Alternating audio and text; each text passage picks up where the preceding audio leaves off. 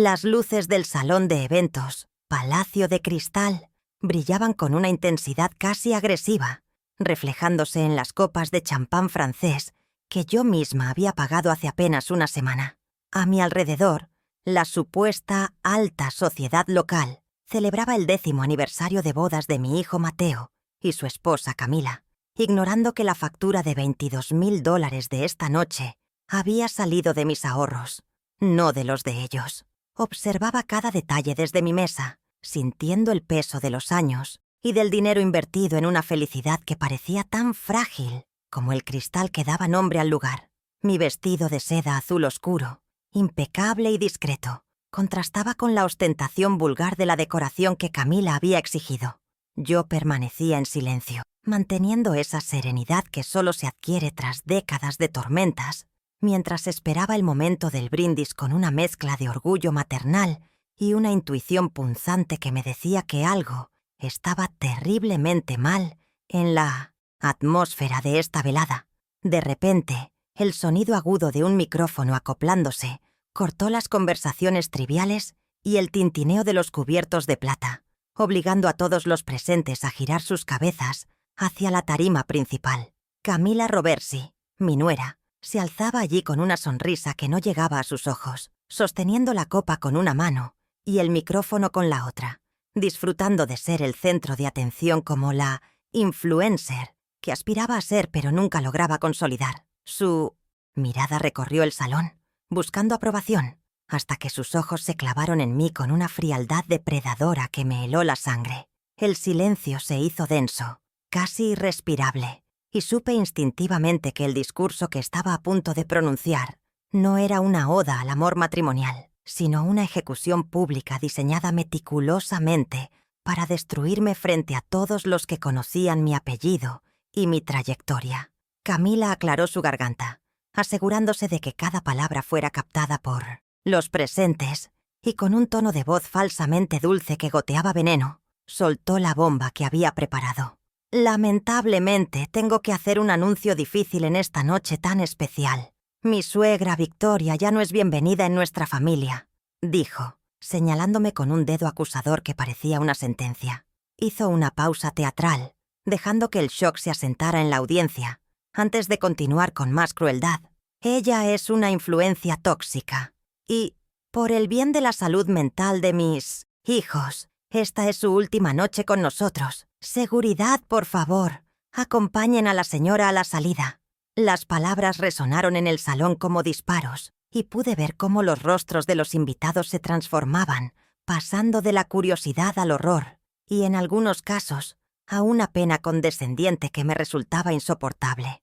Inmediatamente busqué los ojos de Mateo, mi hijo, el niño por el que trabajé 14 horas diarias en una fábrica textil, tras quedar viuda, esperando que se levantara, que defendiera a su madre, que detuviera esta locura. Pero Mateo, con sus 36 años y sus trajes a medida financiados por mí, simplemente bajó la cabeza, mirando fijamente sus zapatos de cuero italiano, incapaz de sostener mi mirada. Su cobardía me dolió más que los insultos de Camila. Fue una traición silenciosa, una confirmación de que había criado a un hombre débil que prefería la comodidad de su estilo de vida prestado antes que la lealtad hacia la mujer que le había dado todo. En ese instante, algo se rompió dentro de mí, pero no fue mi dignidad. Fue el cordón umbilical financiero que los había mantenido a flote durante una década de caprichos y malas decisiones. El murmullo de los invitados creció, un zumbido de chismes y juicios que llenaba el aire viciado del salón, mientras algunos meseros se miraban incómodos, sin saber si realmente debían llamar a seguridad. Sentí el calor subir a mis mejillas, no de vergüenza, sino de una indignación contenida, esa furia fría que precede a las decisiones irrevocables. No iba a llorar. No les daría el placer de verme desmoronada, convertida en la anciana patética que Camila quería vender al mundo. Respiré hondo, ajusté los pliegues de mi vestido y, con una calma que contradecía el caos emocional del momento, me puse de pie. El ruido de mi silla arrastrándose contra el suelo de mármol fue suficiente para callar a las mesas más cercanas. Me erguí en toda mi estatura, ignorando las miradas de lástima y caminé lentamente hacia la mesa principal donde Camila me miraba triunfante. Al llegar frente a ella, no grité, ni hice un escándalo. Simplemente la miré a los ojos con una intensidad que la hizo retroceder medio paso, borrando ligeramente esa sonrisa de suficiencia de su rostro maquillado. Me incliné hacia ella, invadiendo su espacio personal lo suficiente para que solo ella y Mateo pudieran escucharme, y con un tono de voz bajo, sereno y cargado de una promesa oscura, susurré: «Disfruta el champán, querida. Es la última botella que pagaré». Pude ver un parpadeo de confusión en su mirada, una fracción de segundo donde la duda agrietó su arrogancia, pero ella estaba demasiado embriagada de su propio espectáculo para entender la magnitud de la sentencia que acababa de dictar sobre su propio futuro. Me di la vuelta con elegancia, dándoles la espalda como si no fueran más que polvo en mis zapatos. Regresé a mi mesa con pasos firmes, sintiendo las miradas clavadas en mi nuca, pero mi mente ya no estaba en la fiesta.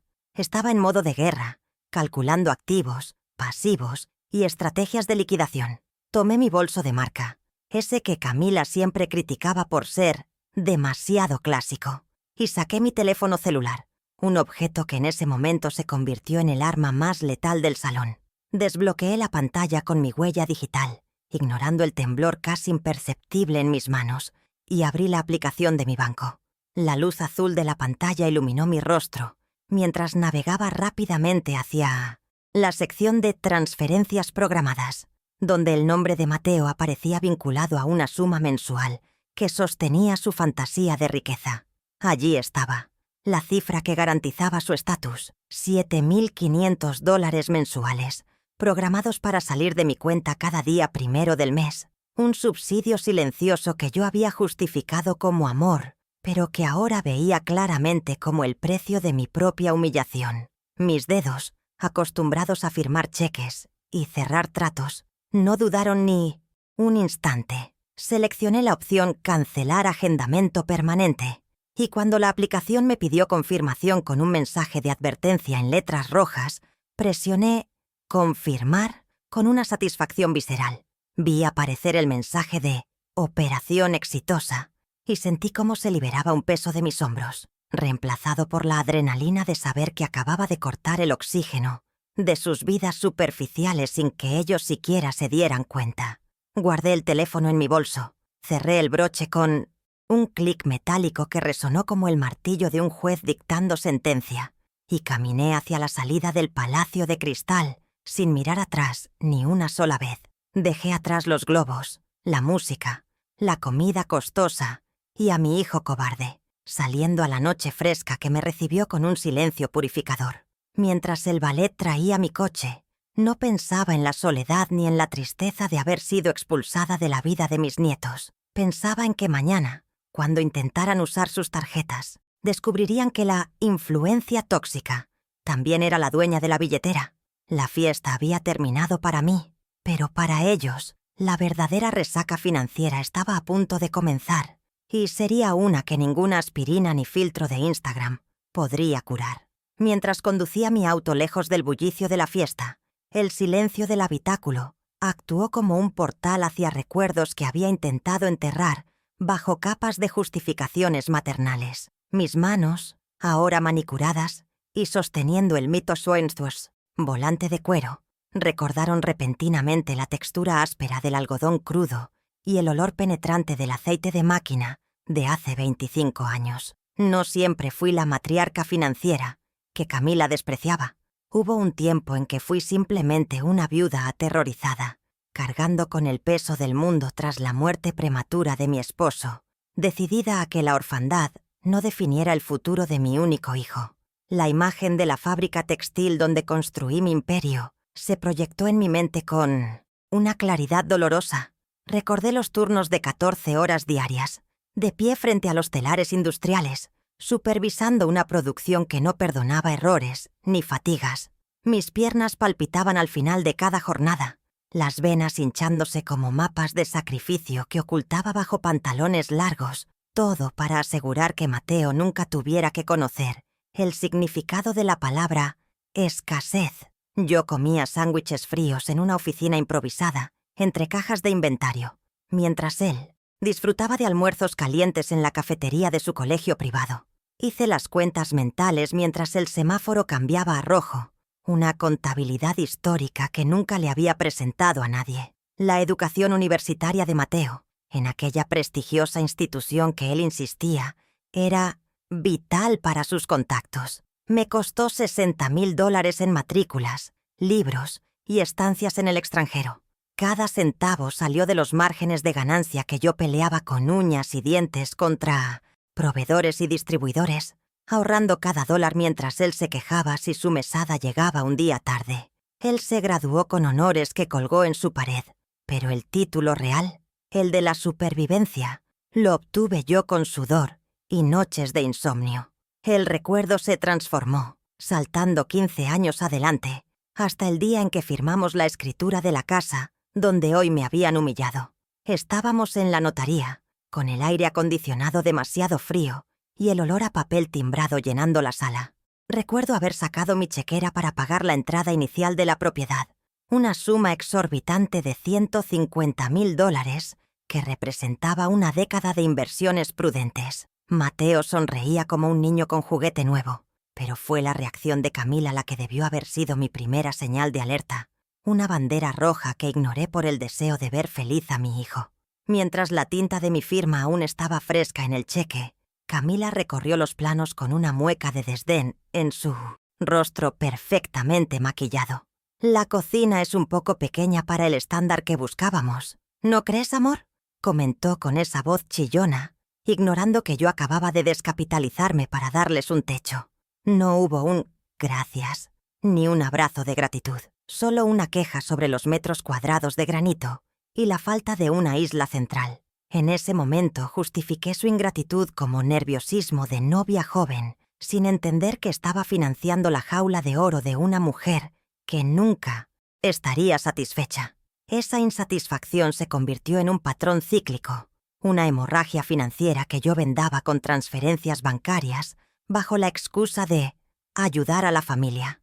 Mateo desarrolló una adicción a la validación externa, cambiando de coche cada 24 meses porque el modelo anterior ya no proyectaba la imagen correcta para sus negocios. Negocios que, dicho sea de paso, nunca parecían generar suficiente flujo de caja para sostener sus caprichos, obligándome a cubrir las diferencias con préstamos que jamás se devolvían. Calculé rápidamente el costo de su vanidad automotriz, $300,000 en la última década, distribuidos en SUVs de lujo y sedanes deportivos que apenas acumulaban kilometraje antes de ser reemplazados. Cada vez que venía a pedirme dinero, usaba la misma táctica manipuladora, la mirada de cachorro apaleado y la frase ensayada de «Mamá, es una inversión, necesito parecer exitoso para atraer clientes». Yo asentía y pagaba, comprando su afecto y su falsa sensación de éxito, convirtiéndome en la cómplice silenciosa de su mediocridad. Pero el golpe final, el que hacía arder mi pecho con una mezcla de ira y vergüenza propia, era el más reciente. Apenas la semana pasada, Mateo había venido a mi oficina, cerrando la puerta con ese aire de conspiración que usaba cuando necesitaba algo grande. Me habló del 10º aniversario, de la necesidad de reafirmar su estatus social ante sus amigos y de cómo una fiesta espectacular sería el homenaje perfecto a la familia que habíamos construido. Me pidió $22,000 para cubrir el catering, el salón y la decoración, prometiendo que yo sería la invitada de honor, la matriarca venerada. Hice la transferencia ese mismo martes por la mañana. $22,000 que salieron de mi cuenta de jubilación con un solo clic. Imaginé que estaba comprando una noche de alegría, un momento para celebrar que, a pesar de todo, seguíamos unidos. Qué ingenua fui al pensar que el dinero podía comprar lealtad o respeto. Ese dinero no pagó un homenaje, pagó el escenario, las luces y el micrófono con el que mi nuera anunció mi destierro, pagó el champán con el que brindaron por mi ausencia. Ahora, mientras estacionaba el coche en el garaje de mi casa, una propiedad que se sentía demasiado grande y silenciosa, la realidad de mis sacrificios me golpeó con la fuerza de una sentencia judicial.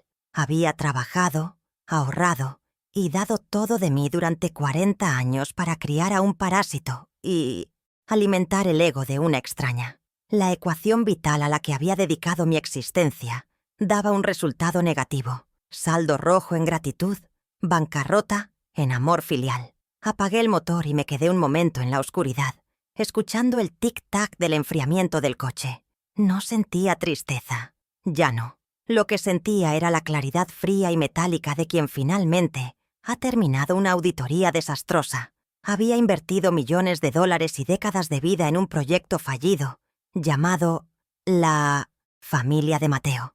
Pero en los negocios, cuando una inversión se vuelve tóxica, se corta, se liquida y se cierran los libros.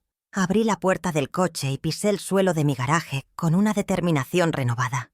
Ellos se habían quedado con el pasado, con mis cheques y mis años de juventud, pero el futuro me pertenecía, y mañana, cuando saliera el sol, empezaría el proceso de liquidación de activos más implacable que esa ciudad hubiera visto jamás. Entré a mi casa, ese santuario de silencio que ahora se sentía más como un cuartel general de guerra que como un hogar de retiro. Mis pasos resonaban en el parqué encerado mientras me dirigía directamente hacia mi despacho, una habitación revestida de madera de roble, donde había tomado las decisiones que construyeron mi patrimonio y donde, irónicamente, guardaba los secretos de mi propia destrucción financiera. Encendí la lámpara de escritorio, cuya luz verde proyectó sombras largas sobre la superficie de caoba, y me senté en mi silla de 1900, cuero con la rigidez de un juez a punto de revisar la evidencia final. No había tiempo para descansar ni para procesar el dolor emocional. La adrenalina de la humillación pública se había transformado en una necesidad clínica de auditoría. Saqué la llave que llevaba colgada al cuello, un metal frío contra mi piel, y abrí el cajón inferior del escritorio, donde reposaban las carpetas que Mateo creía que yo nunca revisaba con detenimiento. Extraje la carpeta etiquetada como Finanzas Familiares. Mateo. Un expediente grueso que pesaba tanto física como simbólicamente en mis manos. Durante años había hojeado estos documentos con la benevolencia de una madre que perdona deslices, pero esta noche mis ojos tenían la agudeza de un auditor fiscal buscando fraude.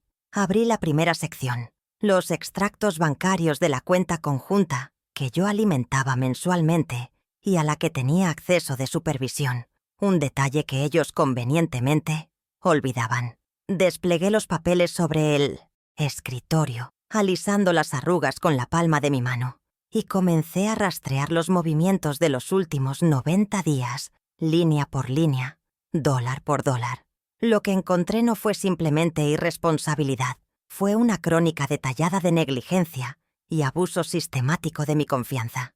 Mi dedo índice, con la uña perfectamente limada, se detuvo en la columna de débitos recurrentes, buscando el pago de la colegiatura del exclusivo instituto bilingüe, St. George, donde estudiaban mis nietos. Según mis cálculos, la matrícula trimestral de $4.500 debería haber sido debitada hace 2 semanas. Sin embargo, el registro estaba vacío. Busqué el mes anterior. Impago. El mes anterior a ese. Impago. Sentí una punzada en el estómago. No por el dinero, sino por los niños. Llevaban 3 meses de retraso en la educación de sus hijos, poniendo en riesgo su matrícula y exponiéndolos a la vergüenza de ser señalados en la administración escolar. La prioridad de Mateo y Camila, evidentemente, no era el futuro de sus hijos, sino mantener la fachada de su propio presente. Y la evidencia estaba allí, gritando desde el papel en blanco y negro. Tomé un bolígrafo de tinta roja, el mismo que usaba en la fábrica para marcar defectos en la producción, y tracé un círculo furioso alrededor de las fechas de impago escolar. Luego, moví mi atención a los gastos discrecionales realizados en ese mismo período de 90 días, buscando a dónde se había desviado el flujo de capital que yo proveía para necesidades básicas. La respuesta fue insultante. En la misma semana en que debió pagarse el colegio, aparecían 3 cargos consecutivos en Aura Spa and Wellness, por un total de $800, seguidos de una compra en una boutique de diseñador local por $1.200 y una cena en el restaurante más caro de la ciudad por $550. Mientras mis nietos peligraban en su escuela, Camila se daba masajes y Mateo comía langosta. La suma total de los gastos, superfluos en el último trimestre, ascendía a más de $3.000, dinero que literalmente habían robado de la educación de sus propios hijos para financiar su vanidad. Marqué cada uno de estos conceptos con una X roja violenta, visualizando cómo cada trazo era un clavo más en el ataúd de su estilo de vida. La hipocresía era nauseabunda. Me habían llamado tóxica y mala influencia para los niños, mientras ellos mismos saboteaban su escolaridad por un par de zapatos nuevos y tratamientos faciales. Esta prueba era fundamental. Demostraba que mi intervención no era un acto de venganza caprichosa, sino una medida de protección necesaria hacia mis nietos frente a la negligencia financiera de sus padres. Dejé el extracto bancario a un lado, convertido ahora en un mapa de su inmoralidad, y me volví hacia la caja fuerte, empotrada en la pared, oculta tras un cuadro de paisaje marino. Giré la combinación mecánica de la caja fuerte, escuchando el clic de los tambores internos con satisfacción. La pesada puerta de acero se abrió, revelando los documentos más sensibles de mi patrimonio. Títulos de propiedad, bonos del tesoro y testamentos. Mis manos fueron directamente hacia un sobre de Manila sellado hace una década, el día que compré la casa donde hoy se celebraba la fiesta. Saqué la escritura pública del inmueble, un documento legal con sellos notariales en relieve que certificaban mi propiedad absoluta sobre la vivienda que Mateo y Camila llamaban suya. Ellos vivían allí bajo la ilusión de ser dueños, pero yo sabía la verdad que estaba impresa en la página 4, una verdad que ellos habían firmado sin leer detenidamente, cegados por la emoción de recibir las llaves de una mansión gratuita.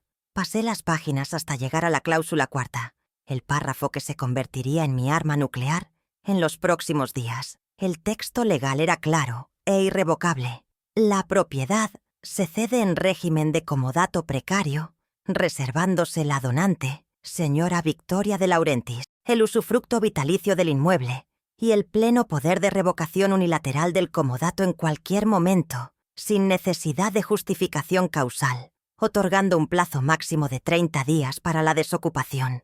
Mis ojos se posaron en la firma al pie de la página. La rúbrica garabateada de Mateo, firmada hace 10 años con la arrogancia de quien cree que la madre vivirá para siempre y nunca exigirá sus derechos. Él había firmado su propia sentencia de desahucio sin saberlo, entregándome el control total sobre el techo que cobijaba sus sueños de grandeza. Alisé la escritura sobre el escritorio, colocándola junto a los extractos bancarios marcados en rojo. La imagen visual era poderosa. A la izquierda, la prueba de su irresponsabilidad. A la derecha, la herramienta legal para castigarla. Pero necesitaba algo más, una confirmación emocional que justificara la crueldad de lo que estaba a punto de hacer. Necesitaba saber qué pensaban realmente de mí cuando no estaba presente, más allá de los insultos públicos de esta noche. Recordé que, como titular de la cuenta familiar de telefonía y datos, tenía acceso a la nube compartida donde se respaldaban automáticamente los archivos multimedia de todos los dispositivos del plan. Encendí mi tableta, ingresé las credenciales de administradora y accedí a la carpeta de copias de seguridad de WhatsApp de Camila, buscando audios recientes. La sincronización tardó unos segundos y luego apareció una lista de archivos de voz enviados en la última semana. Seleccioné uno enviado ayer a una tal Sophie, su mejor amiga y cómplice en la frivolidad. Presioné el botón de reproducción y la voz de Camila llenó mi despacho, nítida y despreciativa, sin el filtro de la cortesía falsa que solía usar conmigo. «Ay, amiga, no sabes lo harta que me tiene», decía la grabación, seguida de una risa burlona. «La vieja es insoportable, pero es un cajero automático ambulante. Solo necesito aguantar el olor a naftalina y sus historias aburridas hasta que se muera. Mateo dice que el corazón no le va a durar mucho, así que es cuestión de paciencia para quedarnos con todo». Sentí un frío glacial recorrer mi columna vertebral, no de miedo, sino de una revelación absoluta. No me veían como una madre, ni como una abuela. Me veían como un obstáculo biológico entre ellos y mi fortuna. Un cajero automático con fecha de caducidad. La referencia al olor a naftalina, cuando yo solo usaba perfumes franceses de $300, fue el detalle mezquino que terminó de endurecer mi corazón. Escuché el audio 2 veces más, memorizando cada inflexión de su voz, cada pausa cruel. No había amor, ni siquiera gratitud fingida, solo había cálculo y espera de mi muerte. Descargué el archivo de audio y lo guardé en 3 ubicaciones diferentes, en mi ordenador, en un pendrive y en mi propio teléfono. Esa grabación no se perdería, sería la banda sonora de su caída. Escribí en una nota adhesiva amarilla: el respeto tiene un precio, y ustedes acaban de quedarse sin saldo para pagarlo. Pegué la nota sobre la tableta, sellando el veredicto. Ahora tenía las 3 patas del trípode de mi venganza: la prueba de la malversación de fondos escolares, el poder legal para dejarlos sin hogar y la evidencia moral de su traición. Mi mente comenzó a conectar los puntos, trazando una línea recta entre estos documentos y el colapso total de su vida cotidiana. No sería una batalla de gritos, sería una demolición controlada, ejecutada con la precisión de un cirujano que extirpa un tumor maligno para salvar el cuerpo sano, que en este caso era mi propio patrimonio y mi dignidad. De repente, el silencio del despacho fue interrumpido por la vibración de mi teléfono móvil sobre la mesa de caoba. La pantalla se iluminó con una notificación urgente de mi aplicación bancaria. El sistema de alertas en tiempo real que yo había configurado para avisarme de cualquier movimiento superior a $500 estaba parpadeando. Miré la hora. Eran las 2 de la mañana. La fiesta debía estar terminando, o tal vez seguían en el after party que Camila solía organizar para sus amigos íntimos. Tomé el teléfono y leí el mensaje emergente: intento de cargo denegado. Tarjeta adicional, Camila. Comercio. Licores exclusivos del Valle. Monto: usa 840 foissiaras. Motivo: tarjeta bloqueada por titular. Una sonrisa ladeada, carente de alegría pero llena de satisfacción, se dibujó en mi rostro. El primer dominó había caído.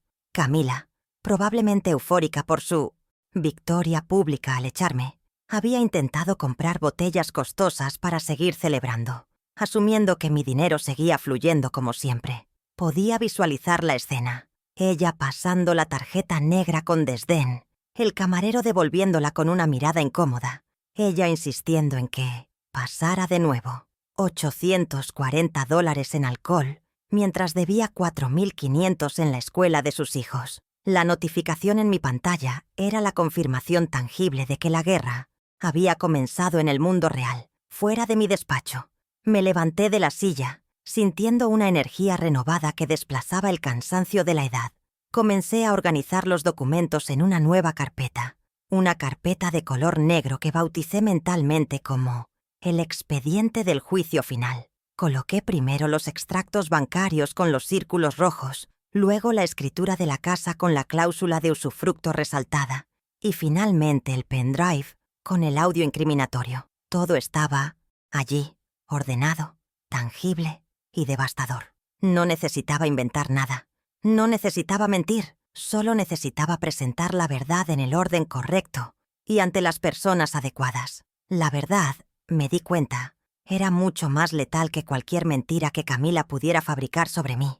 Miré alrededor de mi despacho, observando los libros de leyes y gestión empresarial que habían guiado mi carrera. Siempre había creído en la justicia, pero también sabía que la justicia ciega a veces necesita que alguien la guíe de la mano.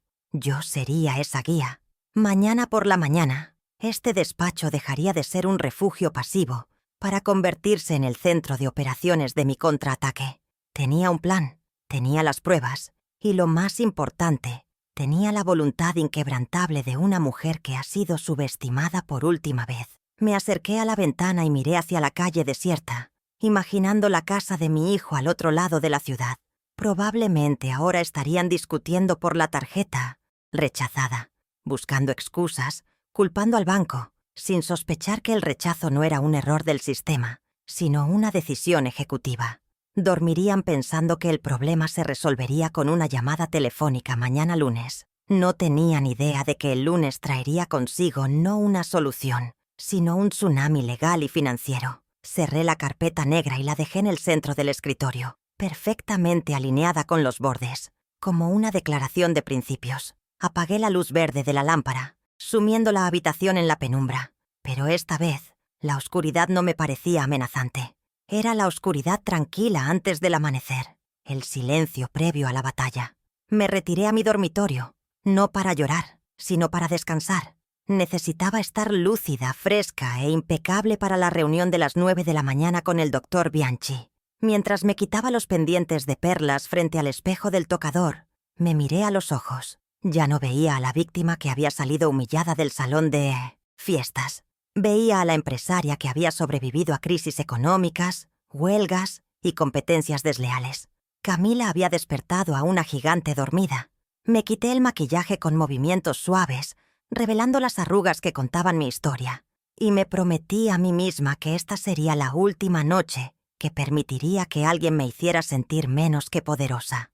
Me metí en la cama, las sábanas de hilo egipcio frías contra mi piel, y cerré los ojos. La imagen de la notificación de cargo denegado seguía grabada en mi retina, brillando como una pequeña estrella de esperanza en la noche. Mañana sería lunes. Mañana empezarían a entender el verdadero significado de la palabra independencia. Y mientras me deslizaba hacia el sueño, mi último pensamiento fue para Mateo. Esperaba que hubiera disfrutado su fiesta, porque la factura real estaba a punto de llegar, y esta vez el precio sería mucho más alto que el dinero. El lunes amaneció con un cielo gris plomizo, un reflejo perfecto de la tormenta que estaba a punto de desatarse sobre la vida de mi hijo, aunque él todavía dormía bajo la ignorancia de su nueva realidad. Me desperté a las 6 de la mañana, no por el despertador, sino por esa claridad mental inusual que acompaña a las decisiones irrevocables. Mientras tomaba mi café negro, sin azúcar, repasé mentalmente la lista de tareas del día como si fuera un general, revisando el mapa antes de la invasión. No había espacio para la nostalgia ni para la duda. Cada paso estaba cronometrado para maximizar el impacto y minimizar su capacidad de reacción. Me vestí con un traje de sastre gris marengo, una armadura de lana fría que proyectaba autoridad, y seleccioné mi bolso más estructurado para llevar la carpeta negra con las pruebas. La Victoria Madre había quedado en pausa. Hoy, el mundo conocería a la Victoria acreedora, y su tasa de interés sería devastadora.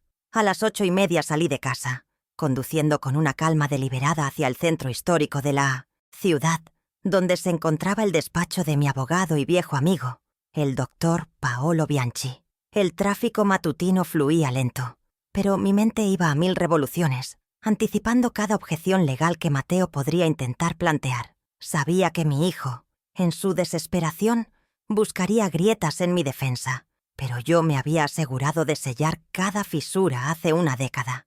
Al estacionar frente al edificio de estilo colonial, verifiqué una vez más que la escritura pública estuviera en el compartimento principal de mi bolso. El documento pesaba poco en gramos, pero cargaba con toneladas de consecuencias jurídicas. Respiré profundamente el aire fresco de la mañana. Sentí el frío en mis mejillas y entré al edificio con el paso firme de quien va a ejecutar una sentencia, no a pedir un favor. El despacho del doctor Paolo olía a cuero antiguo, tabaco de pipa y precedentes legales, un aroma que siempre me había transmitido seguridad y permanencia.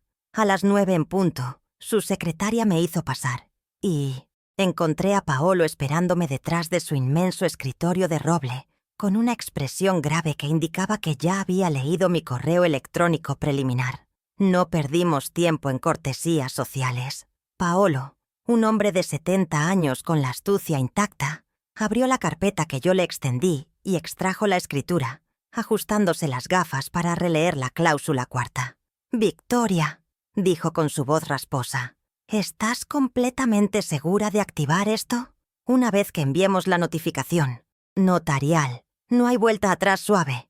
Estás declarando la guerra nuclear en tu propia familia». Lo miré a los ojos, sin parpadear, y asentí. «Ellos lanzaron la primera bomba anoche, Paolo. Yo solo estoy limpiando los escombros». Discutimos los términos técnicos con precisión quirúrgica durante los siguientes 40 minutos. No se trataría de un desalojo común por falta de pago, lo cual podría tardar meses en tribunales. invocaríamos la revocación del comodato precario. Al no existir una subvención de contrato de alquiler ni pagos de renta, la ley me permitía reclamar la propiedad prestada para mi uso personal o simplemente por voluntad revocatoria, otorgando un plazo humanitario, pero estricto de 30 días. Paolo redactó el borrador de la notificación extrajudicial en su ordenador, tecleando con un ritmo que sonaba como una marcha militar. Cada palabra estaba calculada: cese de uso gratuito, restitución inmediata del bien, plazo improrrogable. Ver esas palabras en la pantalla, dirigidas a mi propio hijo, me provocó un nudo en la garganta, pero lo tragué rápidamente, recordando el audio de WhatsApp de Camila. La piedad era un lujo que ya no podía permitirme. A las 9:50, la impresora láser escupió 3 copias del documento final. Firmé cada una con mi pluma estilográfica, asegurándome de que mi trazo fuera firme y legible, sin el menor temblor que pudiera interpretarse como duda. Paolo estampó su sello de abogado colegiado junto a mi firma, validando legalmente mi voluntad. Enviaremos esto por correo certificado con acuse de recibo y por burofax hoy mismo antes del mediodía, explicó Paolo, guardando una copia en su archivo. Tendrán la notificación oficial en sus manos mañana por la mañana, o a más tardar el miércoles. A partir del momento en que firmen el recibido, el reloj de los 30 días empieza a correr hacia atrás. La trampa legal estaba armada, y era una jaula de hierro de la que no podrían escapar con sonrisas falsas ni promesas vacías. Antes de salir, Paolo me detuvo con una mano sobre mi brazo, un gesto inusualmente afectuoso para él. Victoria, prepárate para la reacción. Cuando un animal acorralado se da cuenta de que la jaula se cierra, muerde. Mateo intentará manipularte emocionalmente. Le sonreí con una frialdad que pareció sorprenderlo. Lo sé, Paolo, pero él olvida que yo fui quien le enseñó a caminar. Sé exactamente cuándo va a tropezar. Salí de su oficina a las 10:15, sintiendo que la primera etapa del plan se había ejecutado con la perfección de un reloj suizo. La ley estaba de mi lado. Ahora tenía que asegurarme de que las finanzas también lo estuvieran, cortando el suministro de combustible que alimentaba su maquinaria de apariencias. Mi siguiente parada era la sucursal bancaria central, un edificio de cristal y acero que representaba la modernidad fría del dinero, ubicado a solo unas cuadras del despacho legal. Entré a las 10:30 en punto.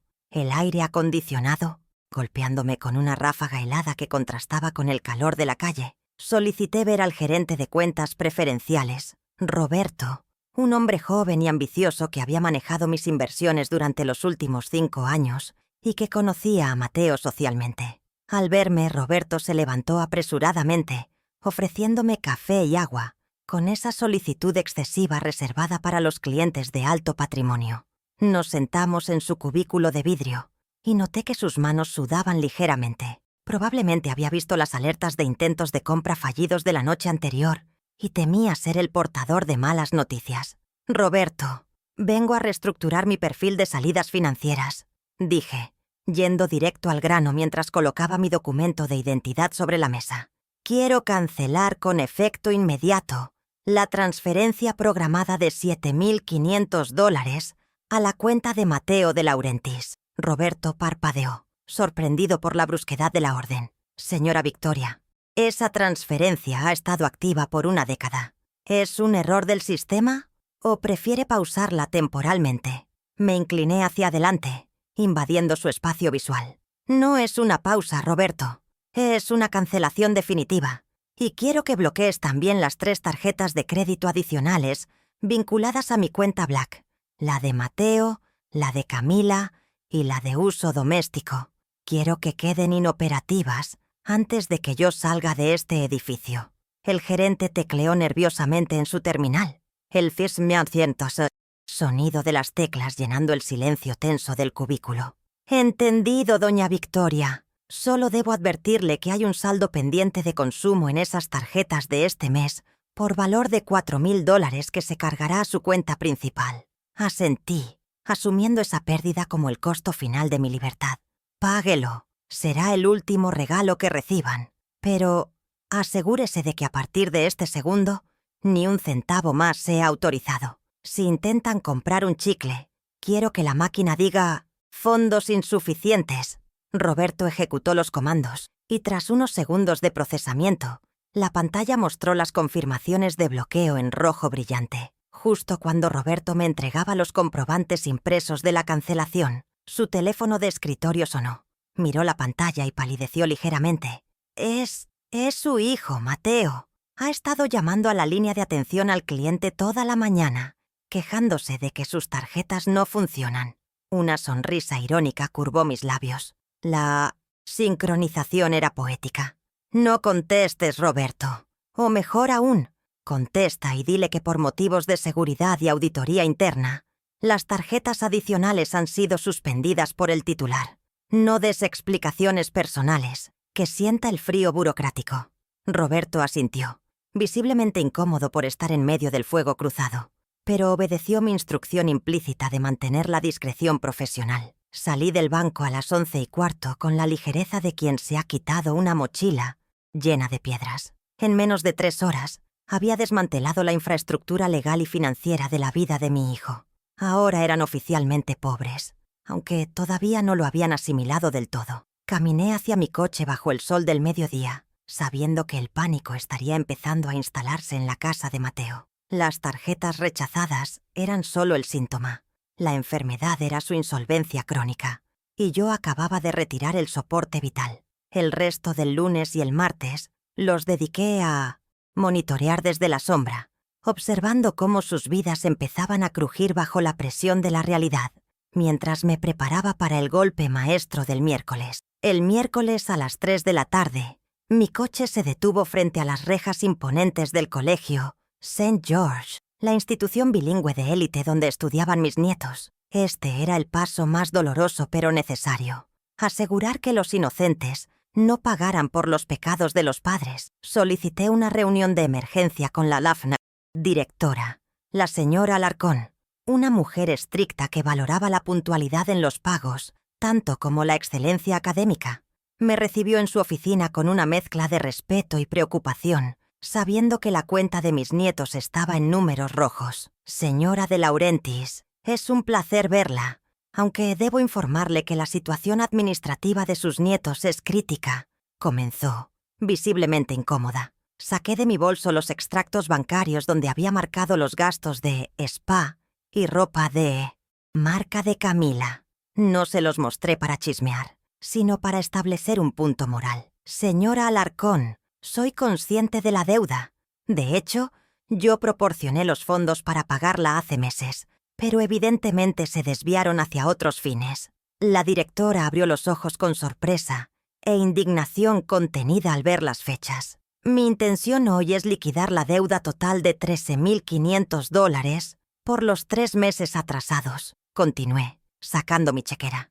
La tensión en los hombros de la directora se disipó instantáneamente, reemplazada por un alivio palpable. Mientras escribía el cheque, puse mi mano sobre el papel para detener el momento. Pero tengo una condición innegociable, directora. A partir de hoy, cualquier pago para la educación de mis nietos vendrá directamente de mí o de un fideicomiso que estoy creando. No aceptaré intermediarios y necesito que revoque la autorización de los padres para retirar a los niños si vuelven a incurrir en impagos de actividades extracurriculares que ellos contraten. Quiero que la factura llegue a mi correo, no al de ellos. La directora asintió vigorosamente. Por supuesto, doña Victoria. Su compromiso con la educación de los niños es admirable. Haremos el cambio de titularidad financiera ahora mismo. Salí del colegio con el recibo de pago en mi mano, un trozo de papel que valía más que todo, el guardarropa de Camila.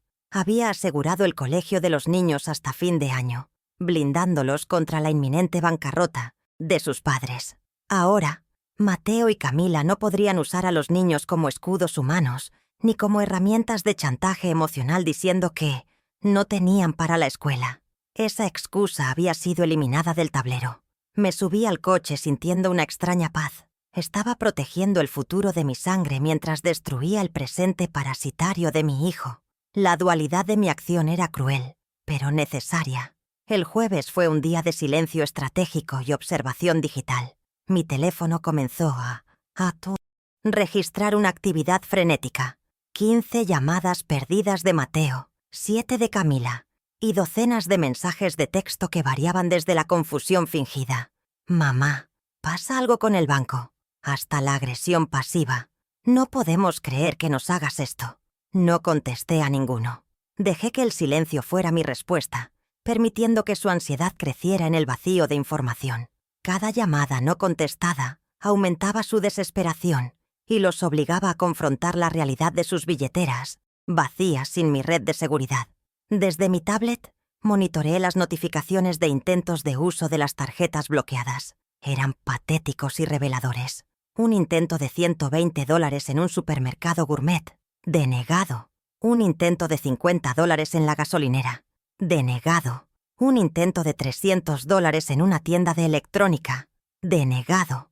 Podía visualizar las escenas, la vergüenza en la caja, la búsqueda frenética de efectivo en los bolsillos, las excusas balbuceadas a los cajeros. Estaban experimentando por primera vez en años la fricción del mundo real, esa que el dinero suele lubricar.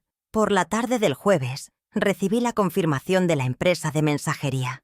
El burofax con la notificación de desalojo había sido entregado y firmado por Camila a las 14 horas. Imaginé el momento exacto en que abrió el sobre, esperando quizás un cheque de disculpa, y se encontró con el término «desahucio por precario». El grito debió escucharse en todo el vecindario. Ahora sabían que no era un error bancario, sabían que era un ataque coordinado y letal. El silencio en mi teléfono se detuvo abruptamente durante 1 hora, el tiempo que tardaron en procesar el documento, y luego se reanudó con una intensidad maníaca. Seguí sin contestar. Mi plan requería que llegaran al punto de ebullición para el viernes. Necesitaba que estuvieran desesperados, furiosos y hambrientos de una solución rápida. Solo entonces vendrían a mí, no con humildad real, sino con la urgencia de quien necesita ser rescatado. Y yo estaría esperándolos, no como la salvadora, sino como la jueza final. Preparé mi casa para el encuentro, asegurándome de que todo estuviera inmaculado. La cena del viernes no sería para comer, sería para servir la verdad fría, un plato que llevaba 10 años cocinándose a fuego lento. Esa noche, antes de dormir, revisé una última vez los pasos de mi plan silencioso. Abogado, hecho. Banco, hecho. Escuela, hecho. Notificación legal, entregada. Estaban rodeados por tierra, mar y aire, y ni siquiera sabían que la batalla final aún no había comenzado. Miré el calendario digital en mi mesita de noche. Mañana viernes sería el día de. Cerré los ojos visualizando la expresión de Camila cuando se diera cuenta de que su influencia tóxica era en realidad la dueña de su destino. «Duerman bien», susurré a la oscuridad, «porque mañana se despiertan en el mundo real». El viernes al mediodía, el silencio estratégico que había mantenido durante 48 horas dio sus frutos, obligándolos a salir de su escondite para buscarme en terreno neutral. Me encontraba en El Jardín, un bistró tranquilo donde solía almorzar los viernes, disfrutando de una ensalada niçoise y un té helado, cuando los vi entrar. La transformación física en ambos era notable y satisfizo mi sed de justicia poética. Ya no eran la pareja radiante y arrogante del sábado pasado. Mateo llevaba la camisa ligeramente arrugada, sin corbata, con ojeras profundas que delataban noches de insomnio financiero, mientras que Camila, privada de sus sesiones de peluquería y maquillaje profesional, parecía una versión descolorida de sí misma, ocultando su rostro tras unas gafas de sol enormes que no lograban disimular su ansiedad. Me vieron desde la entrada y caminaron hacia mi mesa con la urgencia de náufragos que avistan tierra firme, ignorando al maître que intentaba detenerlos. Sin esperar invitación, Mateo arrastró una silla y se sentó frente a mí, seguido por Camila, quien se quitó las gafas para revelarme unos ojos hinchados, probablemente por una mezcla de llanto real y manipulación calculada.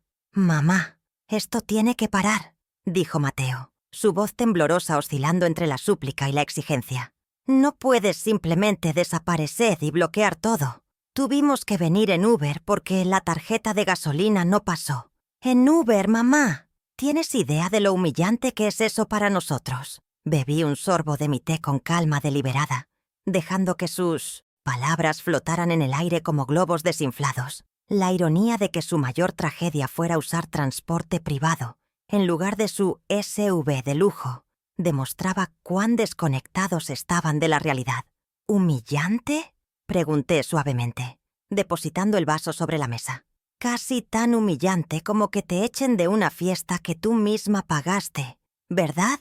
Camila intervino rápidamente, extendiendo su mano para intentar tocar la mía sobre el mantel blanco, un gesto de intimidad forzada que rechacé, retirando suavemente mi brazo.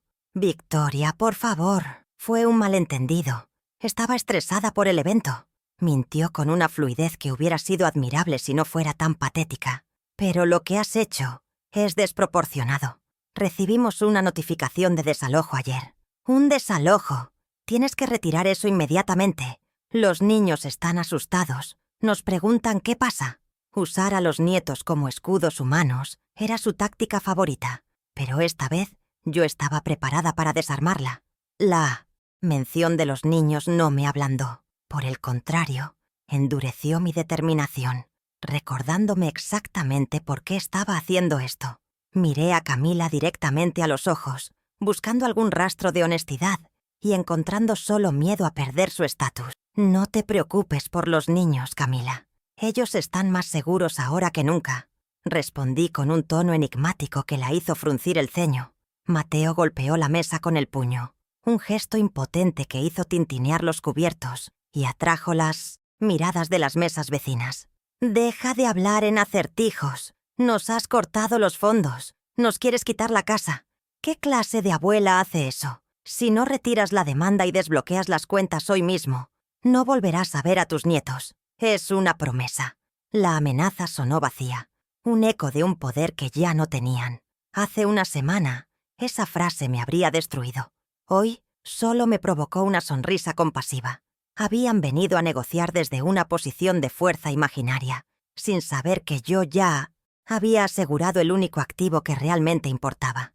Con movimientos lentos y precisos, saqué de mi bolso el recibo del colegio St. George que había obtenido 2 días atrás. Lo deslicé sobre la mesa hacia Mateo, con la cifra de $13.500 claramente visible. ¿Te refieres a los nietos cuya educación estaba a punto de ser cancelada por falta de pago?, pregunté, elevando ligeramente la voz para que la vergüenza calara hondo. Mateo tomó el papel, sus ojos escaneando los números y las fechas, y su rostro palideció visiblemente. Miró a Camila con una mezcla de confusión y horror. «Camila, me dijiste que habías pagado el trimestre pasado con el bono de Navidad», murmuró él.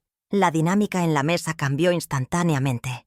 Ya no eran un frente unido contra la madre malvada, sino 2 cómplices atrapados en sus propias mentiras. Yo tuve otros gastos imprevistos, Mateo. Tú sabes cómo es la vida social. Es una inversión, balbuceó Camila, retrocediendo en su silla ante la mirada acusadora de su esposo, y la mía, implacable.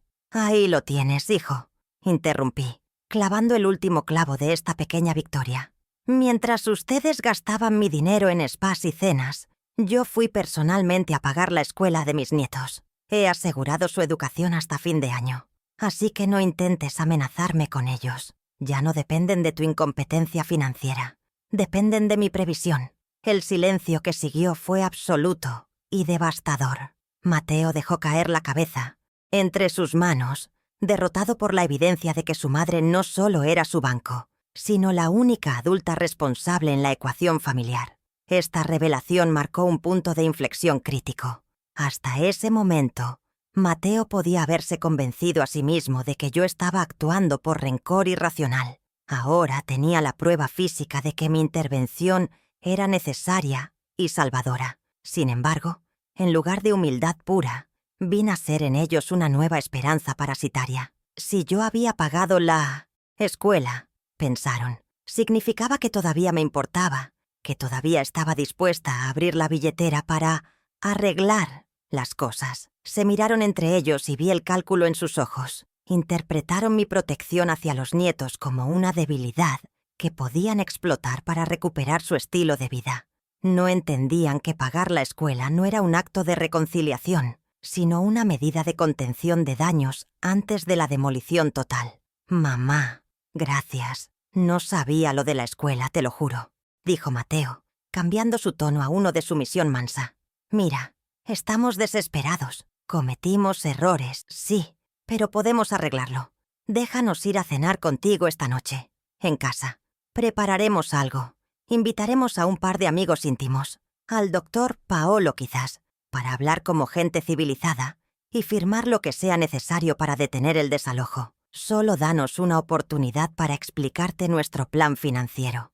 La propuesta de la cena, que yo había anticipado como parte de mi estrategia, venía ahora de ellos, envuelta en una falsa promesa de cambio. Querían una audiencia para pedir clemencia, creyendo que con una buena comida y un par de lágrimas lograrían desbloquear las tarjetas Black. Fingí dudar, mirando mi reloj como si tuviera una agenda apretada, dejándolos sudar unos segundos más. Una cena, repetí, sopesando la palabra. Está bien, acepto la invitación, pero será en mi casa, no en la suya. Esa casa ya está bajo litigio, y prefiero no pisarla hasta que se resuelva la situación legal. Camila asintió vigorosamente, aliviada de que al menos hubiera un canal de comunicación abierto. Perfecto, Victoria. En tu casa, a las 8. Llevaremos el postre. Será una noche de nuevos comienzos, te lo prometo. Su entusiasmo era nauseabundo. Celebraban lo que creían que era su victoria diplomática, sin sospechar que acababan de agendar su propia ejecución pública. A las 8 en punto, sentencié, guardando el recibo del colegio nuevamente en mi bolso. Y Mateo, invita a quien quieras, a tus amigos, a los testigos de mi humillación del sábado. Quiero que haya gente presente cuando aclaremos los términos de nuestro nuevo acuerdo. Ellos interpretaron esto como una señal de que yo quería limpiar mi imagen pública y volver a ser la matriarca benevolente frente a la sociedad. Sonrieron, relajando los hombros por primera vez en días. Claro, mamá.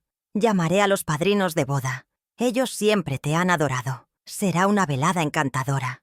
La trampa estaba armada y ellos mismos estaban invitando a la audiencia. Me levanté de la mesa, dejando mi té a medio terminar y haciendo una señal al camarero para que trajera mi cuenta. ¿No se quedan a comer?, preguntó Mateo, esperanzado. No, respondí secamente. Tengo que preparar mi casa para los invitados. Y por cierto, señalé el menú que Mateo sostenía. Este almuerzo corre por su cuenta. Espero que hayan traído efectivo, porque las tarjetas siguen bloqueadas y no se desbloquearán mágicamente antes del postre. Vi el pánico cruzar sus rostros nuevamente al darse cuenta de que no tenían liquidez ni para un sándwich, pero ya no era mi problema. Salí del restaurante sintiendo el sol de la tarde en mi rostro, pero esta vez la sensación era diferente. No era solo alivio, era poder. Había logrado cambiar la dinámica fundamental de nuestra relación. Ya no era la madre que suplicaba afecto a cambio de cheques. Era la acreedora que dictaba las condiciones de la rendición. El reverso intermediario se había consumado. Ellos creían haber ganado una oportunidad para manipularme, cuando en realidad solo habían ganado un asiento en primera fila para ver cómo su mundo se desmoronaba definitivamente. La pequeña victoria de haber expuesto la mentira de la escuela había fracturado su confianza mutua, y esa grieta sería por donde yo introduciría la palanca final esta noche. Caminé hacia mi coche visualizando la noche que se avecinaba. Todo estaba listo. El doctor Paolo llegaría a las 8:30, con los documentos finales. El cerrajero estaba en alerta para las 10 de la noche, y yo tenía la evidencia organizada cronológicamente para desmontar cada una de sus excusas. La cena de conciliación que ellos imaginaban, llena de promesas vacías y sonrisas falsas, se convertiría en un tribunal donde se dictaría sentencia sumaria. Subí al auto y miré por el espejo retrovisor. A través del ventanal del restaurante, vi a Mateo y Camila discutiendo acaloradamente, probablemente buscando monedas en sus bolsillos para pagar el agua mineral. La piedad había abandonado mi cuerpo hacía mucho tiempo. Ahora solo quedaba espacio para la justicia. Mi sala de estar había sido transformada en un escenario meticulosamente preparado para la última actuación de esta tragedia familiar. Había dispuesto los sillones en un semicírculo sutil, creando una especie de tribunal informal donde la mesa de centro de cristal servía como estrado para las evidencias. La iluminación era cálida pero clara, diseñada para que ninguna expresión facial pasara desapercibida, y el silencio de la casa era tan denso que se podía escuchar el zumbido del refrigerador en la cocina lejana. A las 8:05 me senté en mi butaca preferida, con la espalda recta y las manos entrelazadas sobre el regazo, sintiendo esa calma sobrenatural que precede a la ejecución de una sentencia justa. No había nervios, solo la paciencia geológica de quien sabe que el terremoto es inevitable. A las 8 en punto, el timbre sonó, anunciando la llegada de mis invitados. Mateo y Camila entraron seguidos por 3 parejas de amigos suyos, personas que habían estado presentes en la fiesta del sábado y que ahora miraban a su alrededor con una curiosidad morbosa, preguntándose si asistirían a una reconciliación o a una masacre. Camila traía una tarta de frutas comprada en una panadería genérica, un intento torpe de dulzura que contrastaba con la acidez de nuestra última interacción. «Suegra querida, qué hermoso tienes todo», exclamó con una voz chillona, intentando establecer un tono de normalidad festiva que nadie en la habitación creía realmente. Los invité a sentarse con un gesto de la mano, sin levantarme, manteniendo mi posición de autoridad desde el primer segundo.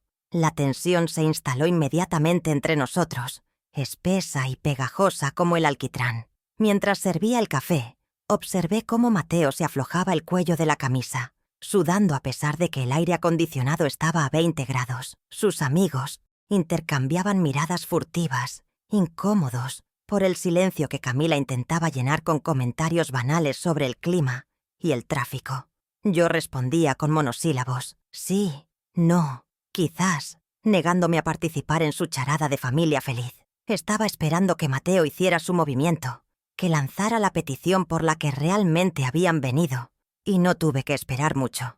La desesperación financiera tiene una forma muy efectiva de acelerar los tiempos. Mateo carraspeó, poniéndose de pie con una copa de agua en la mano, imitando el gesto de un brindis que parecía una parodia grotesca del que su esposa había hecho días atrás. Bueno, gracias a todos por venir. Mamá, queríamos disculparnos formalmente frente a nuestros amigos. Sabemos que el sábado las cosas se salieron de control. Comenzó, mirando a su audiencia en busca de aprobación. Pero la familia es lo primero, ¿verdad? Y ahora que hemos aclarado el malentendido de la escuela, creo que es hora de pasar página. Solo necesitamos un pequeño empujón para volver a la normalidad. Un puente hasta que mis inversiones maduren el próximo mes. Ahí estaba. El pequeño empujón. Me incliné hacia adelante, rompiendo mi estatismo, y lo miré fijamente. ¿De cuánto estamos hablando exactamente, Mateo? Sé preciso. Los números no mienten. Las personas sí.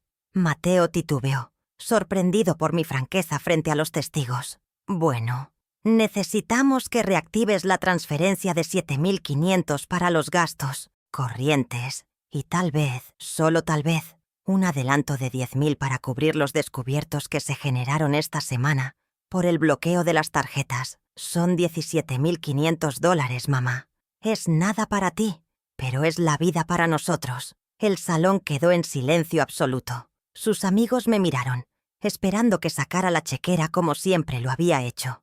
En su lugar, saqué de debajo de la mesa una carpeta de cuero y extraje el primer documento, el extracto bancario ampliado a tamaño A4, con los círculos rojos brillando bajo la luz de la lámpara.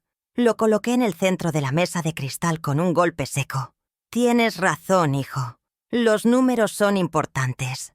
Aquí tengo el registro de por qué no había dinero para la escuela de tus hijos, dije, señalando las líneas resaltadas. $3.000 en el spa Aura, el día 5. 1.200 en la boutique Luso, el día 7. Mientras la escuela enviaba avisos de cobro, tu esposa se hacía tratamientos faciales con mi dinero. Los amigos se inclinaron hacia adelante para ver el papel y pude escuchar los jadeos de sorpresa. La narrativa de la abuela tacaña se desmoronaba ante la evidencia de la frivolidad materna. Camila se puso roja de ira, no de vergüenza. ¿Vas a sacar trapos sucios ahora? Era mi cumpleaños. Tenía derecho a cuidarme, gritó, olvidando su papel de nuera arrepentida. Tú no entiendes la presión que tengo. Tú solo sabes acumular dinero como una vieja avara, mientras nosotros tratamos de mantener una imagen. Su máscara se había caído, revelando la fealdad que escondía debajo, y sus amigos retrocedieron instintivamente en sus asientos. ¿Imagen?, pregunté suavemente, levantando una ceja. La única imagen que veo aquí es la de dos parásitos que prefieren vivir de lujo antes que educar a sus hijos. Mateo intentó intervenir, poniendo una mano sobre el hombro de Camila. «Mamá, por favor, no frente a ellos. Podemos explicarlo». Camila estaba deprimida. Comprarla ayuda. Lo interrumpí con una risa seca, carente de humor. No, Mateo. Camila no estaba deprimida.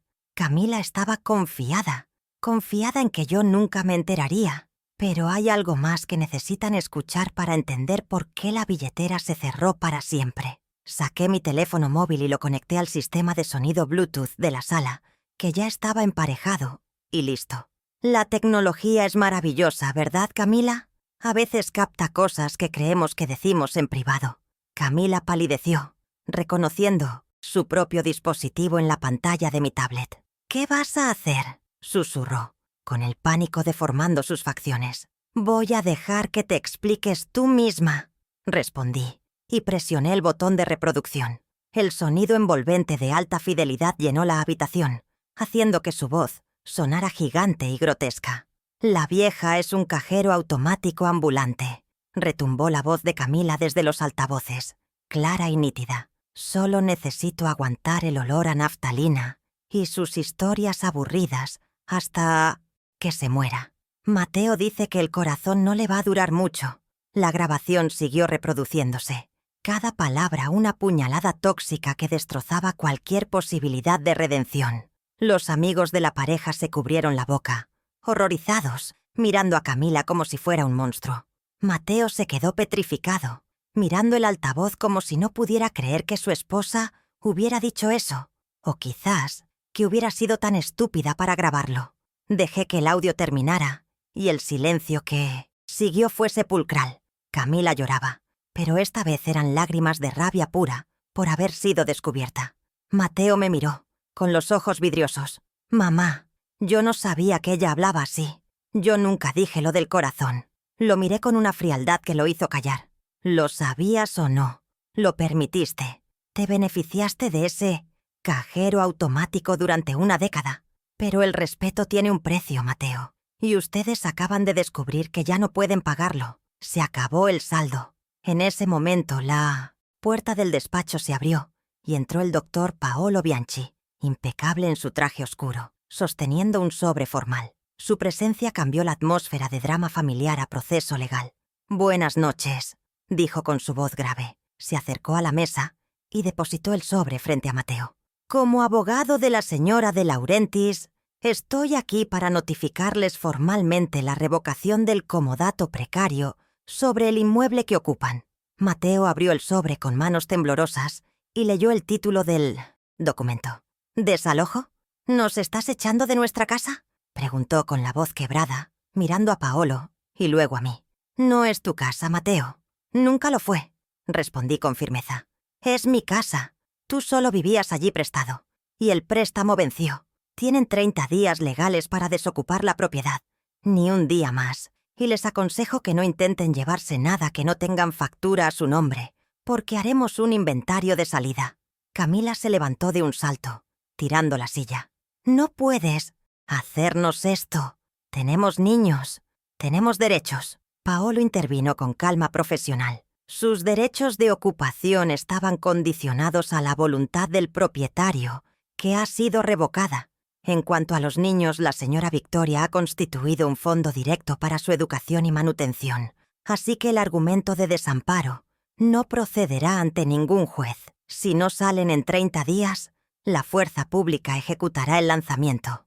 Los amigos de la pareja comenzaron a levantarse, murmurando excusas apresuradas para irse, desesperados por escapar de la escena del crimen moral. «Creo que debemos irnos, Mateo. Suerte con esto», dijo uno de ellos, Evitando mirar a Camila a los ojos, se marcharon rápidamente, dejando a la pareja sola frente a su ruina. Ya no tenían público para su teatro, solo tenían la realidad cruda de su situación. Han perdido el dinero, han perdido la casa, y esta noche han perdido su reputación frente a la gente que les importaba, dije, poniéndome de pie para indicar que la audiencia había terminado. La tríada está completa. Ahora quiero que salgan de mi casa. Mateo intentó acercarse. Mamá, por favor. Levanté una mano, deteniéndolo en seco. No soy tu banco, soy tu madre. Y como madre, te estoy dando la lección que debí darte hace 20 años. Madura o húndete. Caminé hacia la puerta principal y la abrí de par en par. En el exterior, apoyado en su furgoneta, estaba el cerrajero que había contratado, esperando mi señal. Mateo vio al hombre y entendió el mensaje final. Él está aquí para cambiar la cerradura de esta puerta en cuanto ustedes crucen el umbral, expliqué. Ya no tienen llave de mi casa, ni de mi vida. Si quieren verme, tendrán que llamar y pedir cita, como cualquier otro extraño. Camila salió primero, sollozando con una mezcla de odio y derrota, arrastrando sus pies como si llevara grilletes. Mateo se detuvo en el umbral, me miró una última vez, buscando a la madre que siempre lo perdonaba, y al no encontrarla, bajó la cabeza y salió a la noche. Cerré la puerta detrás de ellos con un golpe suave pero definitivo. Escuché el sonido del taladro del cerrajero empezando su trabajo al otro lado de la madera. El ruido metálico fue música para mis oídos. Era el sonido de mis límites siendo sellados con acero.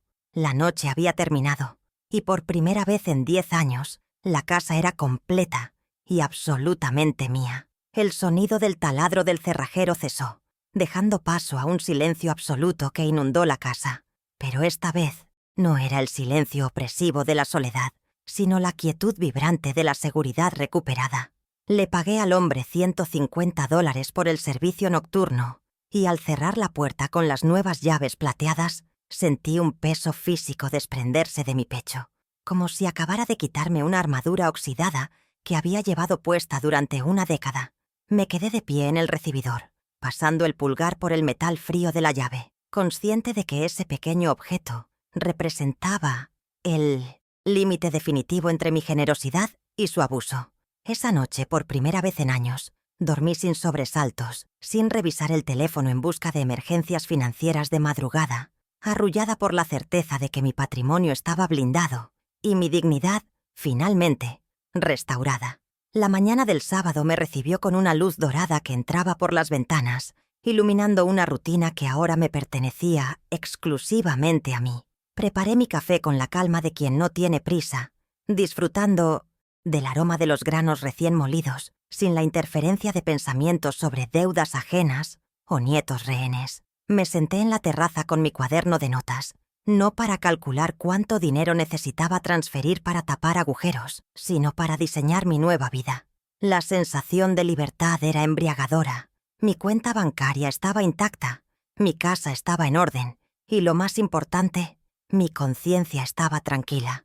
Había hecho lo que una madre debe hacer, cortar el cordón umbilical que se había convertido en una soga al cuello, obligándolos a respirar por sus propios medios. A media mañana, recibí la confirmación digital del Dr. Paolo sobre la constitución del Fideicomiso Educativo de Laurentiis, la estructura legal que protegería el futuro de mis nietos de la incompetencia de sus padres. Habíamos blindado el capital con cláusulas de hierro. El dinero iría directamente a las instituciones educativas y médicas, sin pasar jamás por las manos de Mateo o Camila.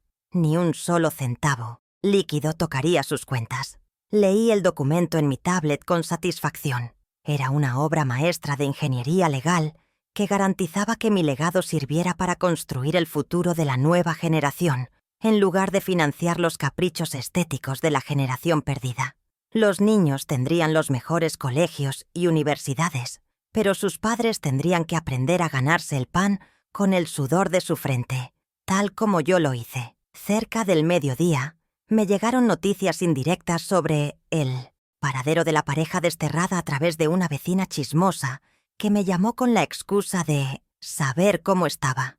Al parecer, Mateo y Camila habían pasado la noche en un motel de carretera barato en las afueras. ya que sus tarjetas de crédito de lujo seguían siendo inútiles pedazos de plástico y no tenían efectivo para un hotel de 5 estrellas.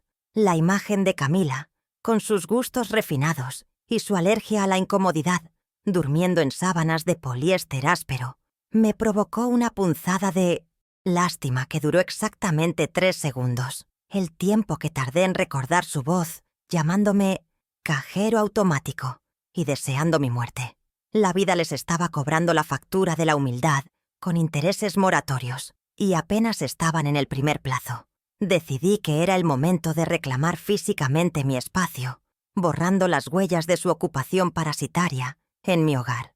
Me dirigí a la habitación de huéspedes, esa suite que ellos usaban como su depósito personal cada vez que venían, llena de cajas con proyectos abandonados de Mateo y ropa de temporada de Camila que ya no cabía en su casa. Entré con bolsas de basura industrial y comencé a despejar el cuarto con una energía metódica.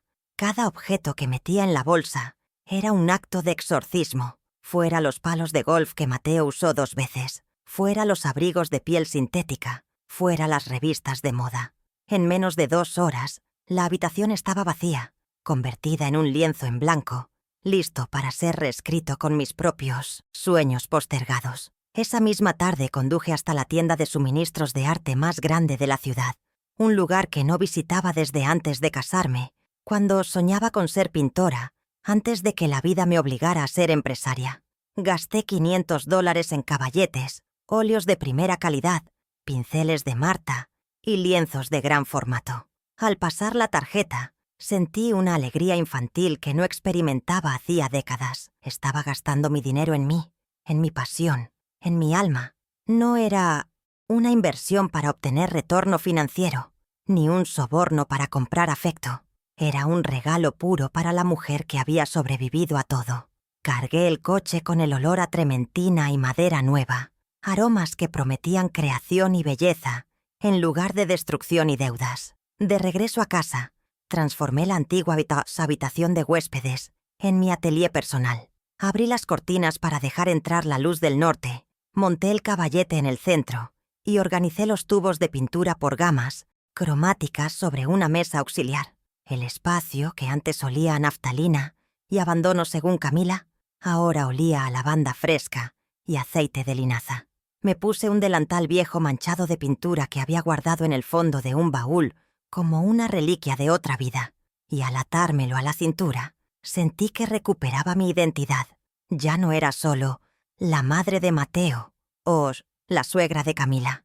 Era Victoria, la artista, la mujer que tenía colores y formas en la cabeza que necesitaban salir. Mi teléfono vibró sobre la mesa, rompiendo momentáneamente mi concentración. Era un mensaje de texto de Mateo. «Mamá, por favor, necesitamos hablar. Estamos vendiendo el coche para tener liquidez. ¿Podemos vernos?» Miré la pantalla sin alterarme. La venta del coche de lujo era el primer paso lógico y necesario hacia su rehabilitación financiera. Estaban empezando a entender la gravedad de su situación. No respondí a la llamada, pero escribí una respuesta breve y clara. «Me alegra saber que están tomando medidas responsables. La venta del coche es un buen comienzo. Cuando tengan un plan de vida sostenible y recibos de sueldo propio, podremos hablar de visitas programadas para ver a los niños. Hasta entonces, arréglense solos». Bloqueé el teléfono y lo dejé en otra habitación. No permitiría que su drama interrumpiera mi sesión de pintura. Regresé al lienzo en blanco y tomé un pincel grueso cargado de azul cobalto. El primer trazo fue liberador, una línea fuerte y oscura que cruzaba la blancura de la tela, rompiendo el miedo al vacío. Comencé a pintar con furia y pasión, volcando en el lienzo toda la frustración, la ira y la tristeza de los últimos días, transformándolas en algo hermoso y tangible. Las horas pasaron volando, y mientras el sol se ponía, el cuadro empezó a tomar forma. Una tormenta oscura que daba paso a un amanecer brillante, una metáfora visual de mi propia travesía emocional. El lunes siguiente, la rutina se estableció con una nueva normalidad. Fui al colegio a ver a mis nietos durante el recreo, con permiso de la directora. Me abrazaron con fuerza, ajenos a la guerra financiera, sabiendo solo que La abuela pagó el cole. Les expliqué que sus papás estaban reorganizando su vida y que pronto estarían mejor. Ver sus caras tranquilas me confirmó que había hecho lo correcto. El fondo fiduciario garantizaba que, pasara lo que pasara con Mateo y Camila, esos niños tendrían uniformes limpios, libros nuevos y un futuro brillante. Yo era su red de seguridad, pero una red invisible que no atrapaba a nadie, solo sostenía a quien lo merecía. En las semanas siguientes, supe por terceros que Mateo había conseguido un trabajo administrativo en una empresa de logística. Un puesto modesto muy por debajo de sus pretensiones anteriores, pero digno. Camila había comenzado a vender ropa de segunda mano online y había dejado de publicar en redes sociales su vida falsa. La necesidad es una maestra severa pero efectiva. Habían perdido la casa de lujo y ahora vivían en Mittelsmjölsma, un apartamento alquilado de 2 habitaciones, ajustado a su realidad. No los rescaté. Dejé que sintieran el peso de cada factura de luz, de cada compra de supermercado. Era la única forma de que aprendieran a valorar el dinero que antes despreciaban. Mi casa se convirtió en un santuario de creatividad y paz. Las cenas de los viernes ahora eran con mis propias amigas, mujeres de mi edad con las que compartía vino, risas y conversaciones sobre libros y arte, no sobre problemas familiares. El atelier se llenó de obras terminadas, paisajes y retratos que reflejaban mi visión del mundo. Resiliente, colorida y fuerte. Cada pincelada era una afirmación de mi existencia independiente. Había recuperado mi nombre, mi tiempo y mi alegría, bienes que valían mucho más que los $7.500 mensuales que antes tiraba a la basura. Una tarde, meses después, me detuve frente al espejo del recibidor antes de salir a una exposición donde mostraría mis cuadros por primera vez. Me vi reflejada. Una mujer de 68 años con la espalda recta, la mirada brillante y una sonrisa genuina. No había rastro de la víctima humillada en el salón de fiestas. Las arrugas seguían ahí, pero ahora parecían líneas de un mapa de victoria. Me ajusté el pañuelo de seda al cuello, tomé las llaves de mi coche y miré hacia la puerta que una vez cerré en la cara de mi hijo para salvarlo. Salí a la calle respirando hondo el aire de la tarde. La lección había sido dura, brutal incluso, pero necesaria para la supervivencia de todos. Mateo y Camila estaban aprendiendo a ser adultos, mis nietos estaban protegidos y yo estaba viviendo la mejor etapa de mi vida. Mientras subía a mi coche, pensé en una frase que resumía todo este viaje, una verdad que había grabado a fuego en la mente de mi familia y en la mía propia. La dignidad no se negocia y el amor no se compra. Aprendieron la lección de la manera difícil, con la billetera vacía,